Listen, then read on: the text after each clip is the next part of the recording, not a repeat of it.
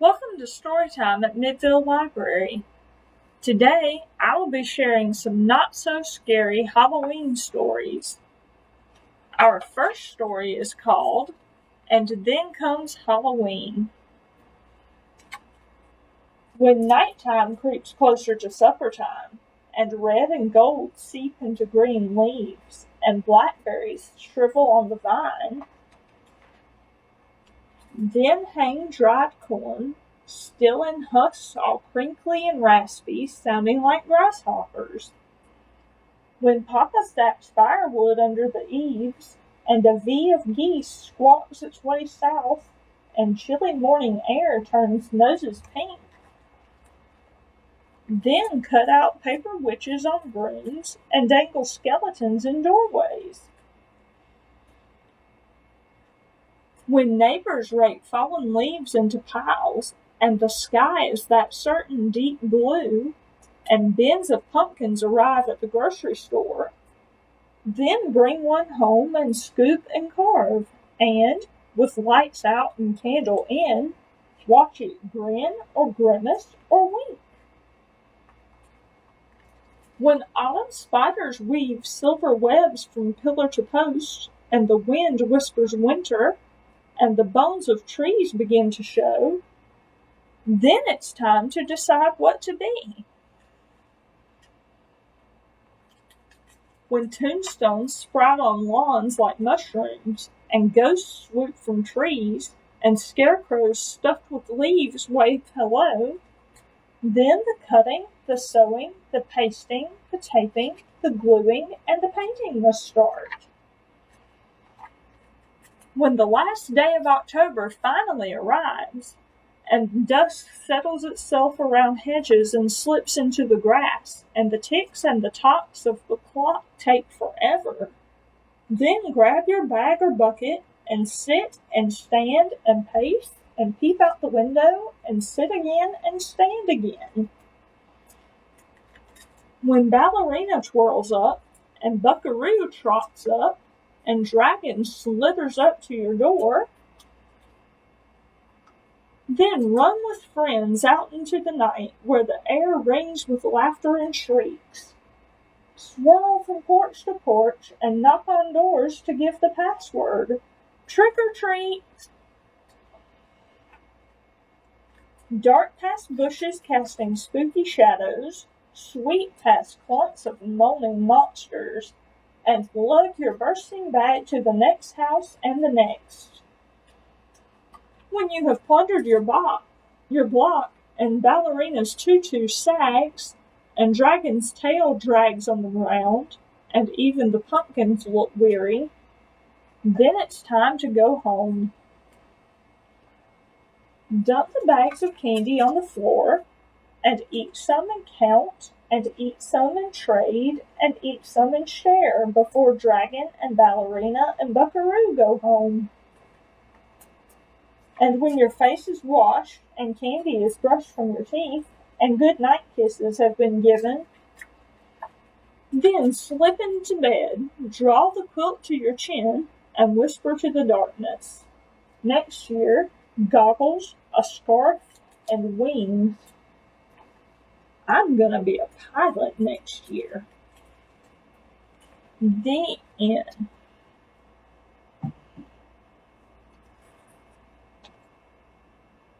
Now it's time for a vampire story about a little vampire named Vlad.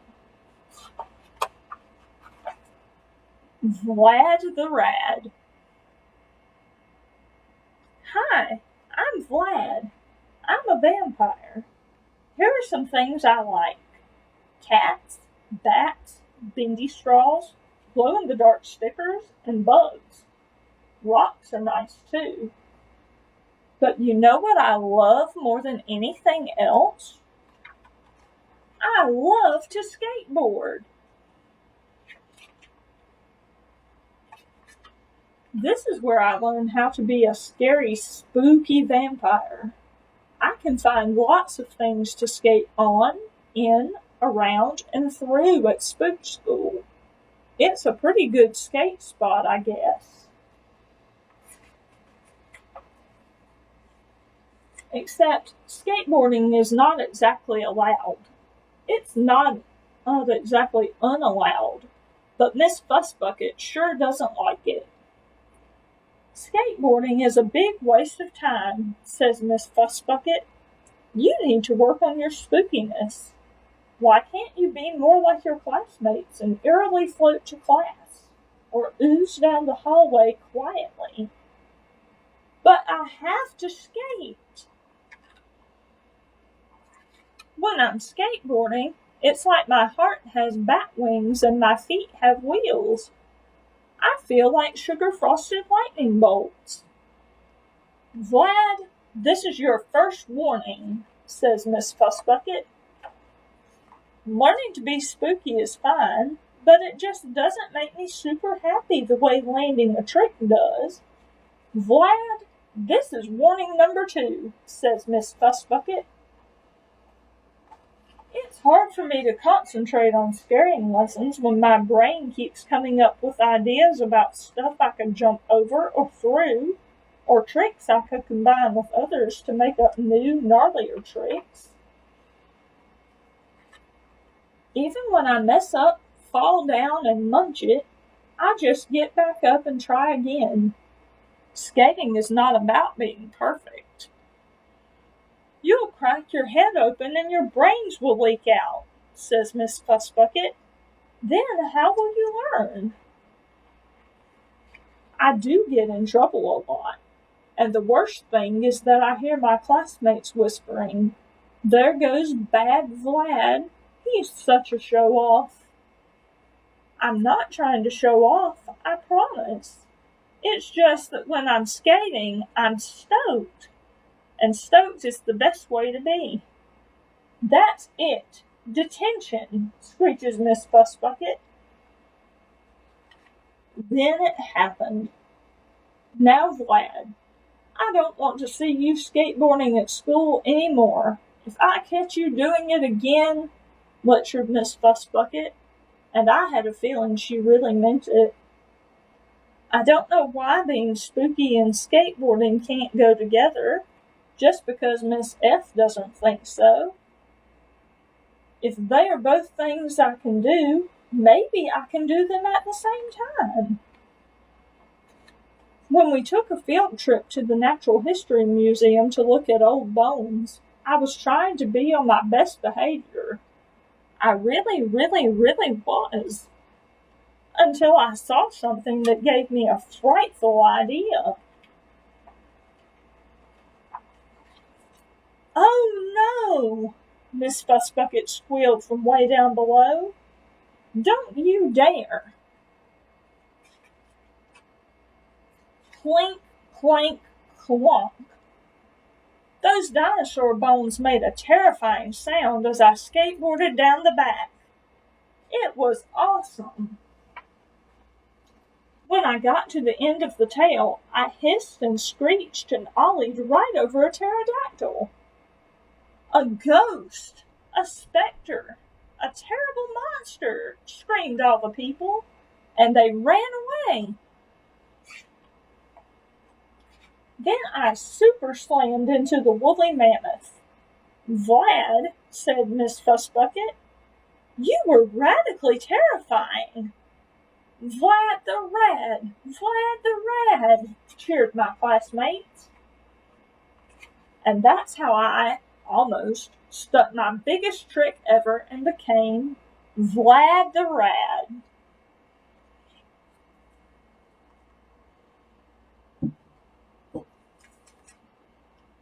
The last story I'm going to share with you today is Click Clack Boo.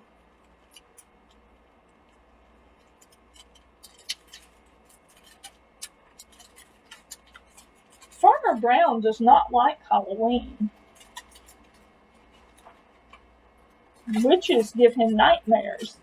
Pirates give him shivers. Jack-o'-lanterns flicker spooky shadows on the wall. Farmer Brown leaves a bowl of candy on the porch. He puts up a do not disturb sign. He draws the shades and locks the door. But in the barn, the Halloween party has just begun. There is a crunch, crunch, crunching as the mice scurry across the field. There is a creak, creak, creaking as the sheep slowly push open the barn door.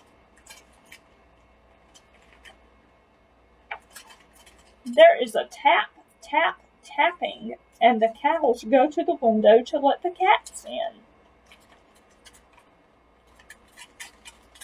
Farmer Brown does not like the sounds of Halloween night. He checks the lock on the door. He peeks through the window. There is a dark creature standing beneath the trees. Farmer Brown runs to his room, pulls on his pajamas, and climbs under the covers. He hears the crunch, crunch, crunching of leafy footsteps heading toward the house. There is a creak, creak, creaking on the old boards of the front porch. Then a tap, tap, tapping on the front door. Farmer Brown pulls up his covers tight. He hears a quack, quack, quackle in the crisp night air. Quackle? Farmer Brown jumps out of bed. The porch is empty. The candy bowl is gone. There is a new note on Farmer Brown's door. Halloween party at the barn. Farmer Brown runs to the barn. There is a creak, creak, creaking on the old boards of the front porch, and a crunch, crunch, crunching of leafy footsteps heading toward the barn. There is a tap, tap, tapping on the window.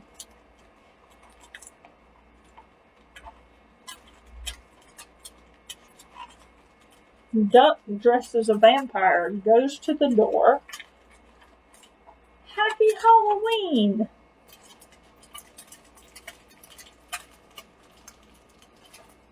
Today's craft is a homemade trick-or-treat bag. To make your very own trick-or-treat bag like the one you see here, all you need are Halloween stickers and some ribbon and a gift bag. Take your black gift bag and decorate both sides with stickers. You can put as many stickers as you would like to on both sides of your bag. Then, to decorate the handles, you're going to cut 2 pieces of ribbon, tape one end of one piece of ribbon to the inside of your bag, and wrap the ribbon around your handle, and tape the other end to the inside of the bag as well. Then do the same thing on the other handle, and you will have your very own decorated trick-or-treat bag.